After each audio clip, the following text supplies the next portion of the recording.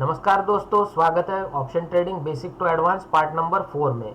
दोस्तों, part number 3 में हमने देखा कि क्रूशियल जोन्स को आइडेंटिफाई करके हम किस तरह बैंक निफ्टी में बड़े मूव्स को कैप्चर कर सकते हैं। उसी तरह से जिस तरह से हमने पार्ट नंबर 3 में सेलिंग जोन्स आइडेंटिफाई किए हैं, आप एक्सरसाइज के तौर पर, होमवर्क के तौर पर बाइंग जोन आइडेंटिफाई करना सीखिए। अगर कुछ दिक्कत आती है तो कमेंट कीजिए। हम इसी सीरीज में एक वीडियो ऐड करेंगे बाइंग जोन्स आइडेंटिफिकेशन के ऊपर। तो फिलहाल चलते हैं हम स्कैल्पिंग के पास। तो स्कैल्पिंग एक ऐसा जरिया है दोस्तों जिसके द्वारा हम डेली इनकम जनरेट कर सकते हैं। लेकिन जैसा कि मैंने आपको प्रीवियस वीडियोस में बताया है कि ऑप्शन बाइंग जो होता है ये डेली एक्सरसाइज नहीं होता, ये सिर्फ ओकेजन पर होता है। लेकिन जब हम इसे डेली एक्सरसाइज बनाते हैं तो इसे हमें बहुत ही डिसिप्लिन और बहुत ही क्विक तरीके से करना होता है। ऑप्शन स्कैल्पिंग के लिए कुछ चीज़ों का खास ध्यान रखना ज़रूरी होता है, जैसे कि स्ट्राइक प्राइस। अगर ऑप्शन स्कैल्पिंग में आप स्ट्राइक प्राइस गलत सिलेक्ट कर लेते हो तो आपको डिज़ायर्ड प्रॉफिट नहीं हो पाएगा और छोटे प्रॉफिट लेने के चक्कर में, बड़े प्रॉफिट लेने के चक्कर में आप उससे एग्जिट भी नहीं कर पाओगे और आप उसमें फंस के रह जाओगे। तो चलिए, इसमें क्या क्या दिक्कतें आती है और उससे हमें कैसे पार पाना है और क्या क्या हमें सावधानियां रखनी है, आइए जानते हैं चार्ट पर। देखिए, ऑप्शन स्कैल्पिंग के लिए हमें सबसे पहले तो क्लीन चार्ट चाहिए। जो भी हमारा एनालिसिस होगा उसको हमें डेली रिमूव कर देना है। इस तरह से क्लीन चार्ट हमें चाहिए। सबसे पहला रूल हमें फॉलो करना होगा कि हमें 10 से 10:30 बजे के बाद ही मार्केट देखना है। उसके पहले हमें स्क्रीन वॉच नहीं करना है। 10:30 बजे हमारा टाइम होता है मार्केट में एंटर करने का। 10:30 बजे हम ओवरऑल एक मार्केट की एक्टिविटी क्या चल रही है देखते हैं। मार्केट गैप डाउन हुआ है, गैप अप हुआ है या फिर रेंज में खुला है, कोई भी सीन हमें दिख सकता है। उसके बाद हमें देखना होता है ऑप्शन चेन। इसमें बिल्टअप्स चेक करना होते हैं जो इन डिटेल्स हम सीखने वाले हैं आने वाली ऑप्शन चेन एनालिसिस सीरीज में। फिलहाल के लिए मैं आपको स्कैल्पिंग का एग्जीक्यूशन किस तरह से किया जाता है इसी पर कंसंट्रेट रखना चाहूँगा। तो चलिए कंसंट्रेट करते हैं अपने एग्जीक्यूशन के ऊपर। देखिए, इस तरह हमारे पास इंडिया विक्स जो है हमारा फेयर इंडेक्स इस तरह हमारे चार्ट पर अप्लाई होना चाहिए, जो पार्ट नंबर 2 में हमने देखा है। आप वीडियो चेकआउट कर सकते हैं। देन हमें देखना है इसका quick support and resistance, immediate support and resistance, जिसके लिए हम जाएंगे डेली टाइम फ्रेम पर और डेली टाइम फ्रेम पर हम देखेंगे immediate support and resistance. Immediate support and resistance हमें किस तरह देखने को मिलेंगे। देखिए, मार्केट जहाँ भी ओपन हुआ हो उसके लेफ्ट साइड में हमें देखना है और वहाँ से मिनिमम 2 पॉइंट्स जहाँ कनेक्ट हो रहे हो ऐसी एक लाइन हमें ड्रॉ करनी है। तो इस केस में जो है आज के केस में ये लाइन हमें कहाँ मिलती है। देखिए, ये सारे पॉइंट्स यहाँ कनेक्ट कर रहे हैं। 1 2 3 3 कैंडल का हाई और इस वाली कैंडल का ओपन। तो एक ये लेवल हमारे पास ये आ गया, इसको मार्क कर लेंगे। एक हमें चाहिए और ऊपरी लेवल जो अगेन 2 पॉइंट को मैच करता हो। 2 पॉइंट को मैच करने वाला लेवल हमें ये मिल रहा है। देखिए, इस कैंडल का लो और इस कैंडल का ओपन ये आपस में मैच कर रहे हैं। तो एक लेवल हम ये बना लेंगे। इस तरह से हमारे पास में आ गया है ये quick support and resistance. Then हम चलते हैं फिर अपने 3 मिनट टाइम फ्रेम पर। देखिए, टाइम हो रहा होगा अभी, इतना समय करते करते हमें 5 से 10 मिनट लग जाते हैं। तो ज़्यादा से ज़्यादा 11 बज चुके होंगे। तो हमारा जो है यहाँ पर कहीं हम खड़े हैं, आगे क्या होने वाला है हमें पता नहीं है। देखिए, स्कैल्पिंग के लिए आपका प्राइस एक्शन में बहुत ही ज़्यादा मजबूत पकड़ और प्रैक्टिस होना ज़रूरी है। तो इसके लिए आप हमारी प्राइस एक्शन सीक्रेट्स की वेबसाइट को चेक कर सकते हैं। लिंक आपको यहाँ पर डिस्क्रिप्शन में मिल जाएगा, या तो यहाँ पर आपको लिंक शो हो रहा होगा, इस पर क्लिक करके भी आप वो प्लेलिस्ट चेक कर सकते हैं। प्राइस एक्शन में हमें बहुत ही ज़्यादा शार्प होना पड़ेगा। तो यहाँ पर हमें आज क्या देखने को मिला,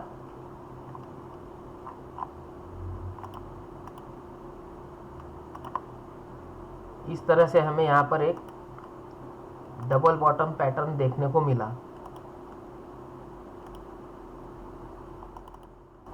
इस तरह से जब डबल बॉटम पैटर्न हमें देखने को मिला, हमने तुरंत ही इसका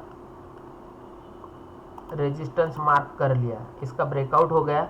लेकिन देखिए, इसके ब्रेकआउट पर हमें ट्रेड इनिशिएट नहीं करना है। अगर आप इसके ब्रेकआउट पर तुरंत ही ट्रेड इनिशिएट कर देते हो इसका स्टॉप लॉस लेके, तो ये एक रॉन्ग प्रैक्टिस होगी जिसे हमें फॉलो नहीं करना है। क्योंकि स्कैल्पिंग हम करते हैं 40 से लेकर 80 पॉइंट तक, और इसमें हम अगर स्टॉप लॉस दे देंगे 40-50 पॉइंट का, तो कभी भी आप एक प्रॉफिटेबल ट्रेडर नहीं बन पाएंगे। इसीलिए जो है इसका ब्रेकआउट होने देना है। ब्रेकआउट होने के बाद इसको रीटेस्ट होने देना है। जब ये रीटेस्ट होने आएगा तब हमारा ट्रेड इनिशिएट होगा, उसके पहले नहीं होगा। रीटेस्ट के लिए हमें चाहिए इस वाले इसके रेजिस्टेंस के ऊपर एक पुल बैक कैंडल, जो यहाँ पर हमें मिल जाती है। और ये अगर हमें नहीं मिलती है तो ट्रेड हम नहीं लेंगे, छोड़ देना है। अगर ये सीधा सीधा ऊपर जाता है, छोड़ देना है, नहीं लेना है। स्टॉप लॉस डिफाइन कर लेते हैं इसमें। देखिए, जो भी ये इसका हमारा रेजिस्टेंस बनेगा उसके नीचे कुछ कैंडल्स क्लोज हुई होंगी। देख सकते हैं आप यहाँ पर, ये 2 कैंडल्स इसके नीचे क्लोज हुई है। तो इतना ही बस हमारा स्टॉप लॉस बनेगा। हम स्विंग लो का स्टॉप लॉस इसमें फॉलो नहीं करेंगे, क्योंकि यहाँ हमारा रिस्क टू रिवार्ड रेशो गड़बड़ हो सकता है। 1:1 कभी भी हम स्कैल्पिंग में रिस्क टू रिवार्ड लेकर नहीं चलेंगे। देखिए, इतना सा ही छोटा सा स्टॉप लॉस यहाँ आएगा तभी हम स्कैल्पिंग ट्रेड इनिशिएट करेंगे। तो यहाँ पर जो है हमने एक ट्रेड इनिशिएट किया, और यहाँ से लेकर हमें हमारा टारगेट यहाँ पर क्या रख सकते हैं। देखिए, रेजिस्टेंस तो हमारा यहाँ तक ऊपर तक था, तो इस रेजिस्टेंस तक अगर हम वेट करेंगे तो हमें काफ़ी देर तक होल्ड करना पड़ेगा। लेकिन स्कैल्पिंग में हमारा नियम है कि हम 15 से लेकर 30 मिनट तक ज़्यादा से ज़्यादा होल्ड कर सकते हैं। मतलब 3 मिनट की 5 से लेकर 10 कैंडल तक ही हम होल्ड करेंगे। इसके दौरान जो भी हमें 30 मिनट के बाद जो भी हमारा पोजीशन होगा हम उसको स्क्वायर ऑफ कर लेंगे, उसमें हम नहीं रुकेंगे। फर्स्ट टारगेट इसमें क्या ले सकते थे, हम देख सकते हैं, हम इसमें डे हाई का ही टारगेट हम इसमें ले सकते थे। तो सेफ साइड टारगेट ये होता, क्योंकि यहाँ पर ये ओपनिंग और क्लोजिंग 2 कैंडल्स की हमें मिल रही है। ये जो है ये वॉलेटिलिटी होती है, इसके ऊपर हमें कभी रिलाई नहीं करना चाहिए। यहाँ तक मार्केट जा भी सकता है और नहीं भी जा सकता है। तो देखिए, यहाँ पर हमें कितने पॉइंट्स आज मिले हैं, तो करीबन 68 पॉइंट यहाँ पर मिले हैं। लेकिन ये 68 पॉइंट हमें मिलने के लिए स्ट्राइक प्राइस हमें स्ट्रिक्टली नीचे का सिलेक्ट करना होगा, क्योंकि हम स्कैल्पिंग कर रहे हैं और स्कैल्पिंग कभी भी एटीएम ओटीएम में नहीं की जाती। अब ये एटीएम ओटीएम अगर आपको समझ में आता है तो वेल एंड गुड, अगर नहीं भी आता है तो हम ज़्यादा टेक्निकल अदरक लहसुन में नहीं जाएंगे। सीधी भाषा में आपको समझाता हूँ, जब भी आप कॉल लेंगे तो कम से कम 300 रुपये पीछे का कॉल लेंगे। कॉल लेते वक्त अगर यहाँ पर प्राइस चल रही है 40,428 रुपये, तो हम यहाँ पर राउंड फिगर तो 40,000 या तो 40,100 का कॉल लेंगे। इससे आगे का कॉल हम नहीं लेंगे, क्योंकि स्कैल्पिंग में हमें जो ये 68 रुपये 50 रुपये का जो मूव मिला है, वो मूव कैप्चर करने के लिए हमें मिनिमम टू मिनिमम ये नीचे की स्ट्राइक प्राइस ही लेनी होगी, 40,000 या 40,100, कम से कम 300, ज़्यादा से ज़्यादा 500। इससे दूर की हमें नहीं लेनी है और इससे नज़दीक की भी नहीं लेनी है।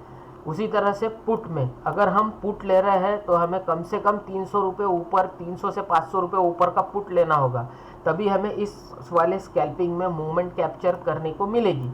अदरवाइज जो है आप यहाँ पर फंसे हुए रह जाएंगे, जैसे कि मैंने पहले कहा है आपको। तो इस तरह से जो है स्कैल्पिंग होता है, लेकिन ये एक बहुत ही रिस्की प्रैक्टिस है। इसको आप कम से कम 3 महीने तक प्रैक्टिस कीजिए।